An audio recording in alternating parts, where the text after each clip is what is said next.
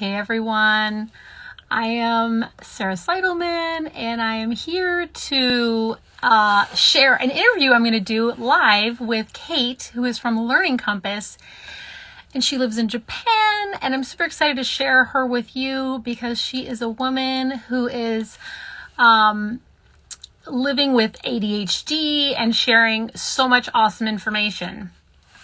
And I am going to invite her in. She's creating all kinds of content to help those of us who've got ADHD, who are adults. Hey, Kate, welcome. Hi, we finally meet. Yes, this is our first meeting too. This is the official live meeting of two ADHD minds. Exactly. I was just filling people in a little bit and I'm just going to say hi to Paige. I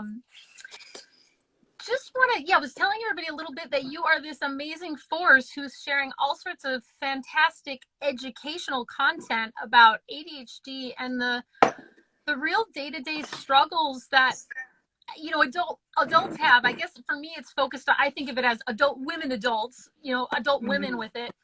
But tell us, and I'm a person diagnosed with ADHD about 10-11 years ago, and I'm curious, what's that? So I was just trying to think of how old that made you when they caught you, because like 40s, early 40s. Oh, well, a fun fact for everybody: in women, if the diagnosis is missed as a child, the average diagnosis for a woman is 37 years old. That is so fascinating, which is often a time too when women hit the peak of demand for childbearing. Like your kids hit a certain age where you start to get into school stuff, which I don't know about for you, but for me that was tough stuff. Activities and soccer schedules, etc. But before we get into that, Kate, tell us about, like, how did you get diagnosed? Kate's over in Japan too, which is so fascinating, a country I'm fascinated with. So anyway, tell us, like, how did you get diagnosed? Were you 37 also? Tell us a little bit. I was 34, and how was I diagnosed? I'm one of those people with ADHD who thought the doctor was wrong, right? Like, I went in, I'm like, it can't just, like, so I was misdiagnosed with general anxiety disorder for most of my life. I'm a child of the 80s and 90s, which means I was too smart to have ADHD. I think the closest anybody came to diagnosing me in my childhood years was when my high school teacher said, "You're getting B's, but you should be getting A's."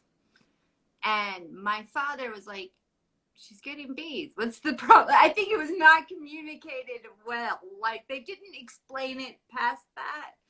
But now I can see that. So let's see, flash forward. I was drinking. I'm a recovering alcoholic. I will be 7 years if I make it to the beginning of February. So I think that was the step one to diagnosis. I stopped drinking, and I think that can just show a lot of your true self, because if you're drinking or you're self-medicating with alcohol, maybe all of that energy, my hyperactivity, the H, because mine is much more comes out in talking or internally in my brain.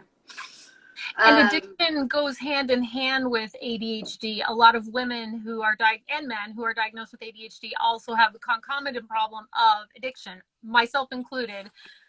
I watch my alcohol, but food has been mine, And especially, that's why diagnosis when people are young is so important, because they have shown that early intervention. So if you know you have ADHD when you're a child and you grow up knowing that support, you're less likely to self-medicate and become addicted to alcohol and other substances. They've shown that early intervention is making a big step, and that includes medication. It doesn't mean that, but there was a big study by, I think it was the University of Toronto, came out last year, and it said 60% of adolescents are self-medicating or prone to addiction. But so I stopped drinking. I had these kids. I'm in Japan. They've always told me I'm just like general anxiety disorder. And for people who don't know what general anxiety disorder, the best way to describe it is, what what does a normal person do when their husband is late? What is your normal thought? What do you think is a normal thought process Oh there? my God. I've got a great story about that. One time when my husband was late, I called the police. Well, yes. Okay, so this is what general anxiety. Yes, we tend to think, oh my God, he's late. We don't think, oh, the train's not running. He's caught up. His phone's no, he's dead in a gutter somewhere. He's abandoned me. He's started a new family. Like we are very good at imagining. So yeah, I was very anxious, definitely. But finally, I was like, this got to be something. What's going on? He's like, yeah, you're. It's not anxiety. Now it is. Congratulations, because I think it's about 50% of people with ADHD also suffer with an anxiety disorder. I think that's whether or not you were diagnosed or not, but probably the severity of late diagnosis for me, because I was not because I was getting B's when I should have been getting A's, because probably even that took extra effort. Yeah, I was overcompensating, and so they were like, let's try to put you on ADHD medication. And then my anxiety was much less when my brain could handle executive functioning tasks. What was the experience? I want to ask you, because I had my own experience when I first took a dose of stimulant medication meant to help somebody with ADHD. What happened for you? Do you remember that day when you took that medication? Well, I mean, I had probably, like, I'll be honest, I took my friend's medication in college, Okay. and it had helped me, but I thought it was like I was just those one using it to study or using it to help. But I think the funniest thing that people don't understand is you get tired. like when all of those thoughts in my brain can be channeled or focused or quiet, I get sleepy. And so people don't understand that for us, stimulants make us tired. But it dramatically reduced how much anxiety medication I needed to take. And I think it was quite clear when I think that's what I tell a lot of people with ADHD too. Like, if you go and you take a stimulant medication designed for people with ADHD and you see a positive effect, then you probably do have ADHD. Because I do not think those meds work as well for anxiety or depression or these other things if you don't actually have ADHD. It might make you do more or awake or productive, but I think there's the quietness of the brain that we don't know is Yes. possible. My experience when I took my first dose, I remember just being absolutely stunned. Like, I pulled out one of my pathology textbooks, because at the time I was practicing medicine. I pulled down this textbook that normally I find quite boring and dry. And I was like reading it rapidly. Like, I could just like read this thing, and I realized that I could read it for hours. I mean, I could just sit here and read this like really dry stuff. And I didn't think about like Tina Fey or peonies or what pizza I was going to make later. Like, I was just reading the thing.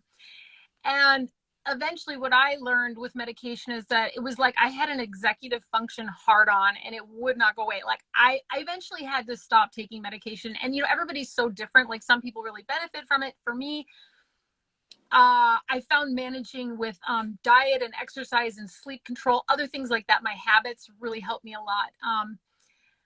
But every once in a while, yeah. I say, well, and I like this, that the medication is the stool analogy. So for anybody with ADHD, what do they say? Pills don't teach skills. That's what I've learned lately. Okay. So if you have ADHD, no, diet is important. Exercise is by far the most important. We have to move. We have to go outside. We need fresh air. We need nature and outside. Like, even if you don't, when we say exercise, you don't need to be at the gym every day. Just go for a 10-minute walk every day outside. And that is, they've even proven in studies that having a window in classrooms for children with ADHD, like if they can see nature, it improves their focus. So I agree that's important. I take my supplements, my fish oils and my yes and my zinc. Did you know zinc helps ADHD medications work better? That's been proven by science too.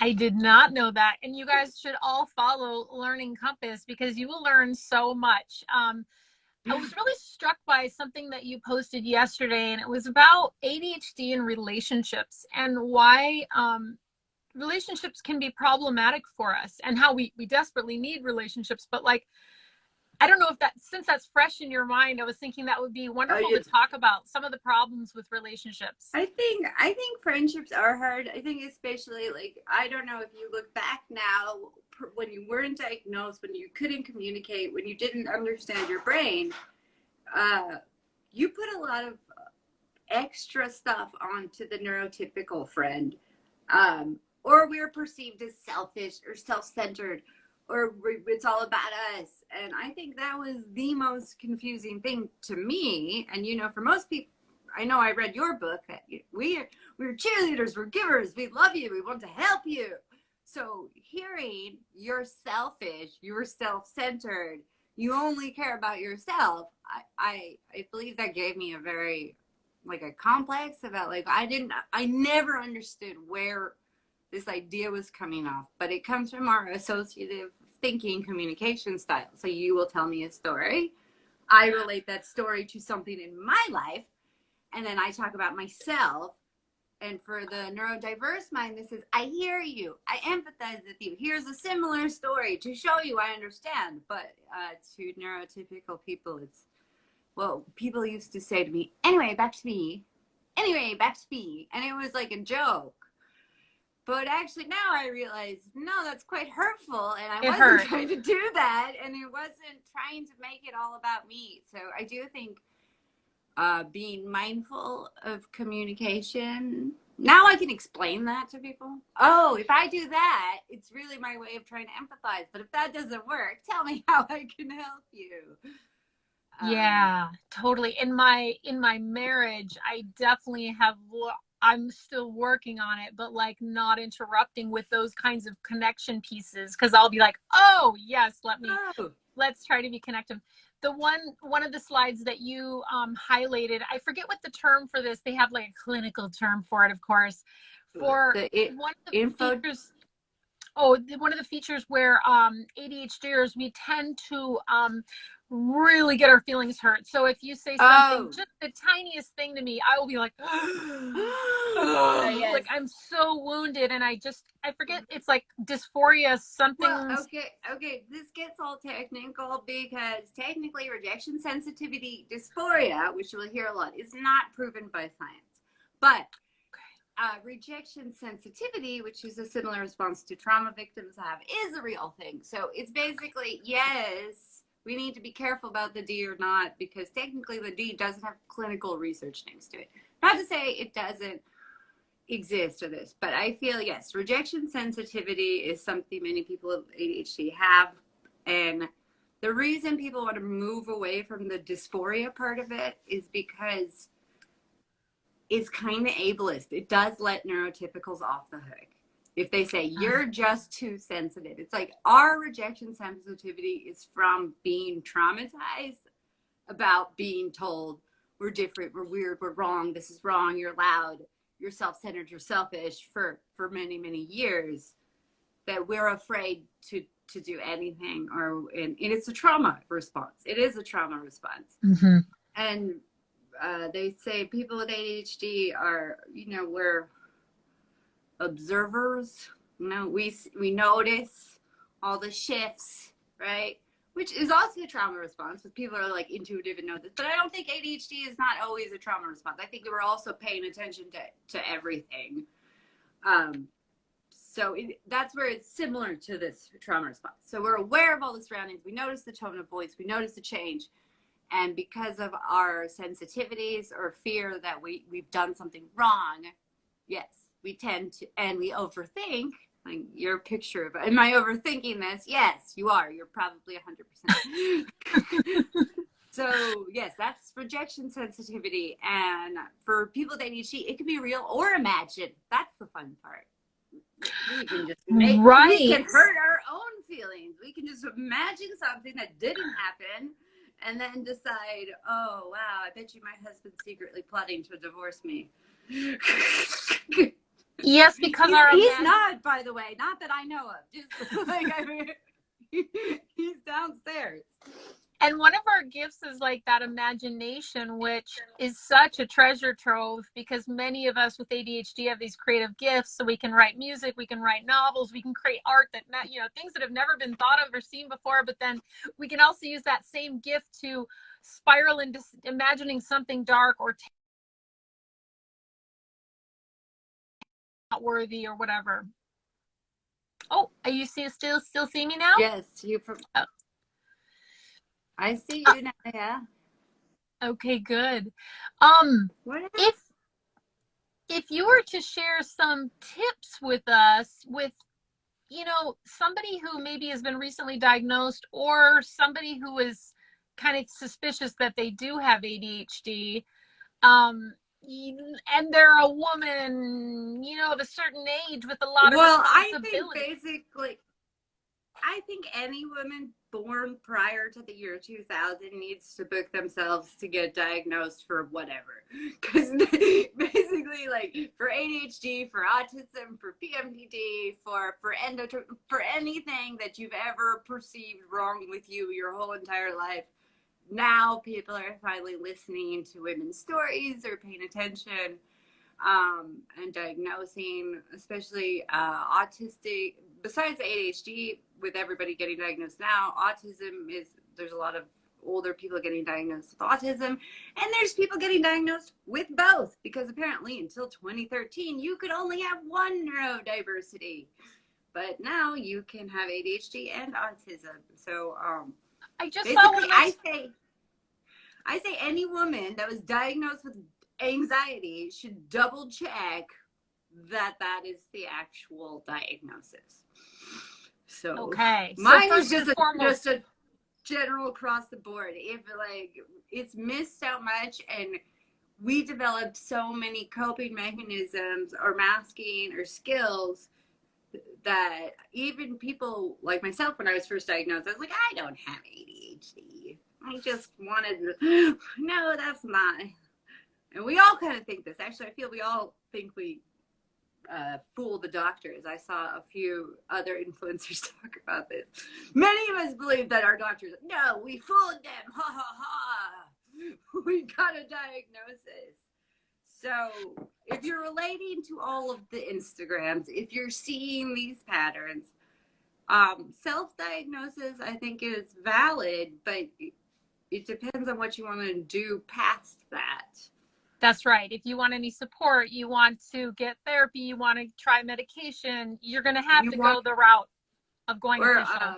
I'm actually, it's good you asked this, for late diagnosed women, what I'm launching this spring is, I'm sure you know The Radical Guide to Women with ADHD by Sari Solden. Do you not know this book? Yes, I do, but I don't think I've read I read her book from 10 years ago, so that must be her newer book. This here, Women with ADHD. You recommend?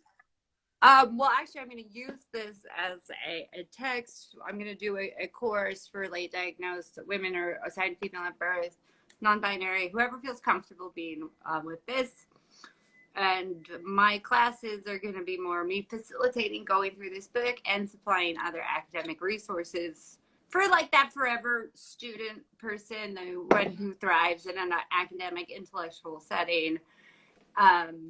And also because this book is great, but there's tons of exercises in it. And like, I've had this book sitting on my desk for a couple of years. Like, I know it's great. I know the exercises are wonderful, but we're not going to do it if we don't have to. So I am going to develop a class for us to go through it together and to explore that, because it talks a lot about like negative self-talk, and I think there's a lot of things we do that we don't know are attributed to, like, I'm still learning. I don't know about you. How did we never notice the sensory processing issues? Like, I feel like, what?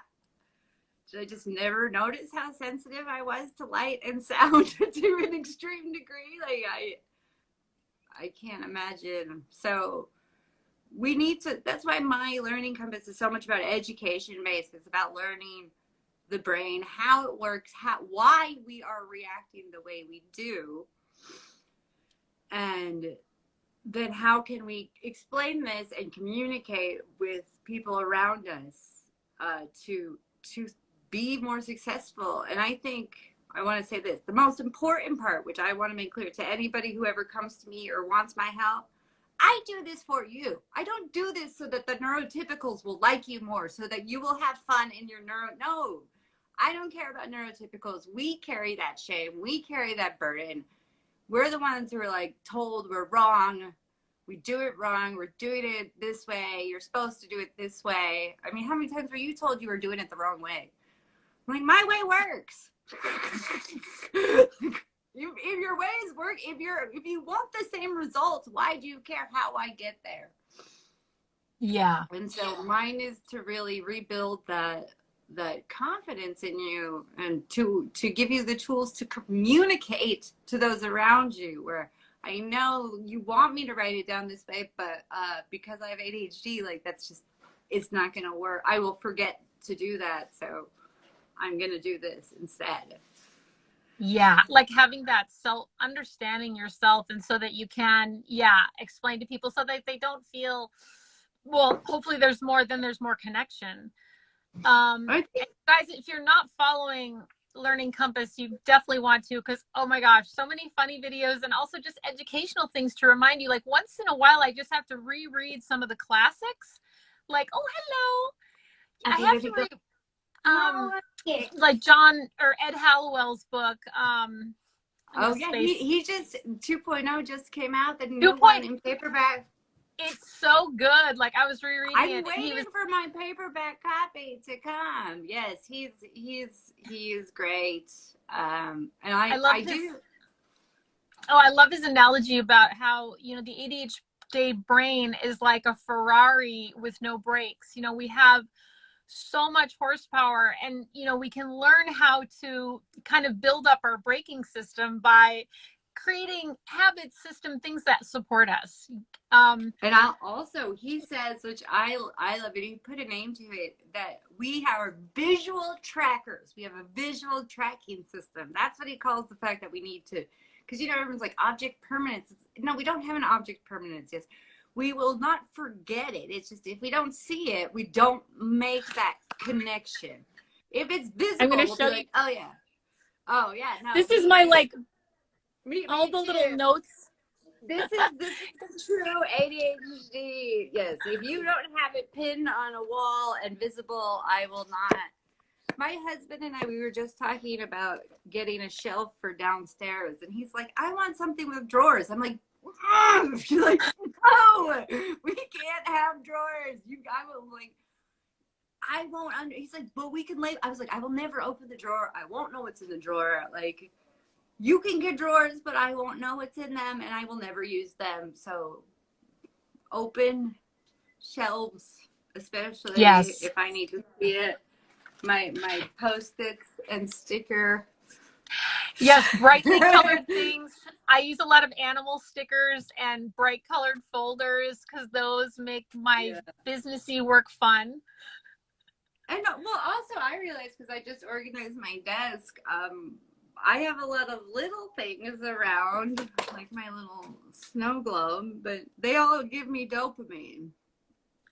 Let's talk about dopamine. Tell us about that. Why ADHDers are so hard up for that stuff. Oh, actually, I learned something. Well, first of all, the science is still out there. Like, the research in ADHD has been exploding really since like the 90s. And even more so now that we have these fancy brain scanners, or people can really look inside our brains more. But the latest theory is not that we lack dopamine. We have enough dopamine. Apparently, our dopamine reuptake inhibitors are extra good at their job, and they take it up too fast. So they're like, ooh, dopamine. And then we take it up, so it doesn't have that same hit for neurotypicals. So actually, we do produce enough. It just gets absorbed too quickly. And that's why the drugs, that's why the non-stimulant medications that block those reuptake inhibitors that keep the dope, that's why they're also working for people with ADHD. So basically, our brains are constantly seeking dopamine. And you'll meet a new ADHD diagnosed person or someone's acting, they're like, I don't stim. I don't have any stims. And it's like, you just were doing this like 500 times in our conversation.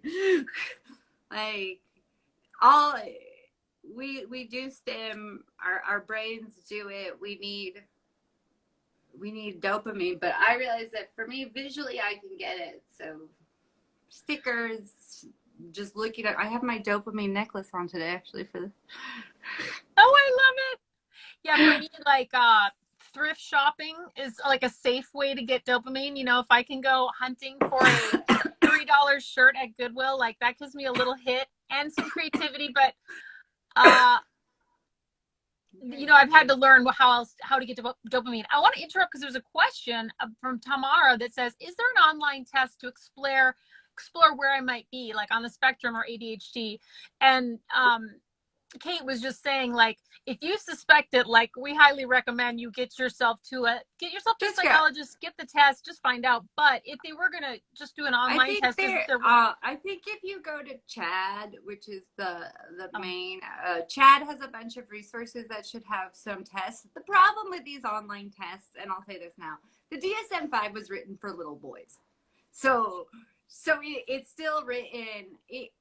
The symptoms of ADHD really do need a new test. You can find one for women or for adults, but I'd say Chad has all the lists of, because there's 3 types of ADHD. There's the inattentive type, there's the predominantly hyperactive type, and then there's a combined type. I'm actually combined, even though nobody would believe that, but it just means that I have all the hyperactive traits and I lose everything. So it's most people with ADHD are combined type. I think I've got definitely some inattentive for sure myself, like that dreamy kind of spacey girl that, yeah. Yeah, I think that, and in women, the hyperactive, it's going to show up with excessive talking. You were called a chatty Cathy. You were the one who was talking in class. Yeah, and the hyperactivity is also going to be in this anxiety, in this overthinking, and that's why a lot of women are missed, because either they're inattentive type, where they're just sitting there daydreaming, spaced out, look like they're listening, or the hyperactivity is mentally taking place. So we might just be looking like we're here, but we're like, what's that? Oh my God, there's this and this and this. And like, people say I'm loud. I'm like, you should be in here. Like, I know I'm loud. Tell my brain to be quiet. It's so loud. And I think the thing about ADHD is what I'm really honing in on this year in particular is that it's these polarities. Like, we can be so up and so hyper, but then we can also be like so drained and like the living dead. And we can be so focused, hyper focused. We have that ability to, like, for on and on for hours, to stick on one little thing like decoupage, or then we can be bored out of our mind after 2 minutes of doing something we're not interested in. Yeah, actually, I talk about this a lot, and this comes a lot with emotional regulations too, that we're all or nothing, that we're either happy or we're depressed. Like, there seems to be no happy medium. And I think in your book, Born to Freak, you talk about like the rubber band and bouncing back. And so for people with ADHD, when they're in a low, to know that usually we will bounce back. But I've been always telling my clients, find a gray area. Try to find a gray area. And we're terrible at it. We're terrible if it's all or nothing. And that also can cause problems in relationships or with yourself or with everything that, but it is the way we're wired. So I think it's one being understanding of yourself when you're nothing, knowing that you can't be all the time, and trying to find gray areas as much as possible. I also said, but people with ADHD, I feel we have no concept of productivity whatsoever. Like, I don't think we do. So I tell a lot of clients to write down everything they did. Because, at the end of the day, we'll be like, I did nothing. All I did was take my kids to school, make food, and they'll name like 30 things they did in a day. And I'm like, yeah, those all take energy.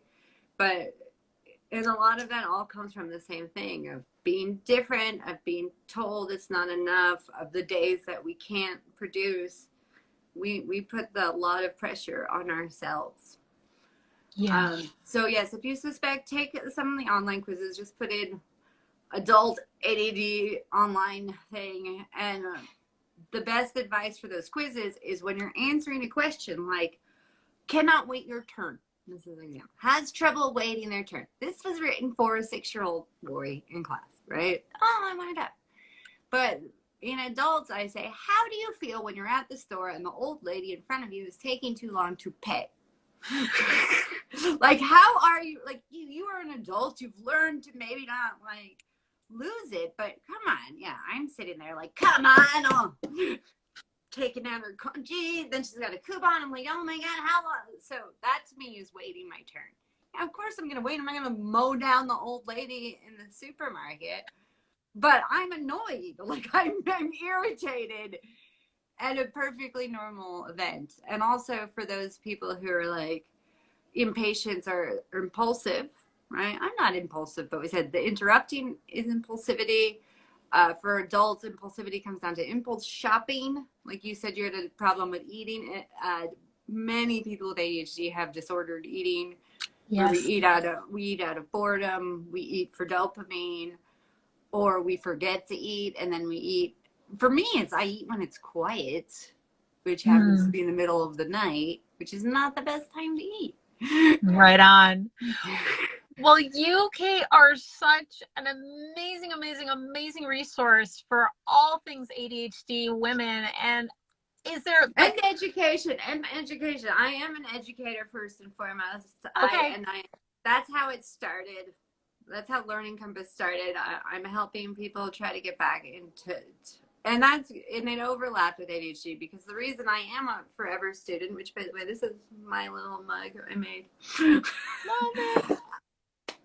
Is because of that ADHD drive. For me, school was where I could thrive, which is also why I wasn't diagnosed. But that was the place where I got external validation and structure and learning and people praising me, and I could use my intelligence to hide the shame of this. So, but for many people with ADHD, that's not the case. They had a horrible time at school, and a lot of them might want a master's degree or might want to go back to school. And if you're that person, contact me because going back to school, especially in 2021, is super confusing. So I do the education consulting for people who want to get back into the better school or to learn ADHD or neurodivergent like studying tips. I know you're a doctor, so you know that we can do it, but I'm sure your methods of studying in med school were a bit different than some of your peers. Yes, sure they were. I'm glad I don't have to go back to that anymore. And I think, and then I said, then the courses will be launched. Check on my link tree. There's a thing that says the LC School. I think it says digital online courses. If you sign up, then that's gonna be all my digital. I'm creating a classroom. That's awesome. Classroom. It's pretty exciting. That's so exciting because you have so much to share. If you had one message for all the women out there who are listening now, who are gonna be watching this video when it replays, who suspect they have ADHD or do have ADHD, like what message would you want them to hear from you? I think the most, like I said, is we need to unlearn that negative self-talk that we have. And that's in the first chapter of this radical guide. If you read the amount of negative things we say to ourselves, and people with ADHD, we can see the good in every single person except for ourselves. Like, oh, but I'm a worthless person. But no, you have all this stuff. So it's like you really need to start to unlearn that negative self-talk, and that came from years of being different, of doing things different, of not understanding, and it takes a long time. That one's gonna take the longest. I'm saying I still work on that. How do you work on that? Like, what habit could you work on to switch that? to switch the negative self-talk. Like I said, I think whenever I feel, okay, it's the end of the day, I didn't do enough today. Like I said, writing down everything I actually did do does help me, because then I'm going to be like, oh, no, and I'm saying you need to give yourself credit for the things that are just life. Like, okay, you washed your face, you brushed your teeth, you took a shower, you hugged your kids. Like, if you can, it takes a lot to live a daily life, especially if you're running a household or you have a job. So I responded to 10 emails at work. That's, if you have ADHD and you're unmedicated and you're unaware, responding to 10 emails at work is so much executive functioning power. And so much. I think, so you need to reassess your day without that ADHD inner critic. Or maybe call your other ADHD friend who will see the good in you, but not themselves. And the two of you can like cheer each other up. Brilliant. Because I do think it's just that. Yeah. And come to me and take a class and find your community. Yes. And since we were diagnosed late, like I've only been diagnosed 5 years. Yeah. So I still am fine. Community is everything in these things, and I feel like the more people we know, the better we feel, and the more we feel understood, and it's such a beautiful thing. So everybody who's listening, follow Learning Compass, check out her feed. It is amazing, and thank you so much, Kate, for getting up early in Japan and being with us. I got up and I made myself look presentable. You look very pretty. I love it. Lipstick and everything. This is the other thing, when you get older and wiser and realize you have ADHD, you get less scared to be like, I'm gonna dye my hair purple and green because I don't care. Yes. And I think that is, just be yourself. You're beautiful, born to freak. Yes, you are. Kate, thank you so much. Thank you, everybody who was here, and sending you all love. Okay, bye, everyone. Thanks for being here. Bye-bye.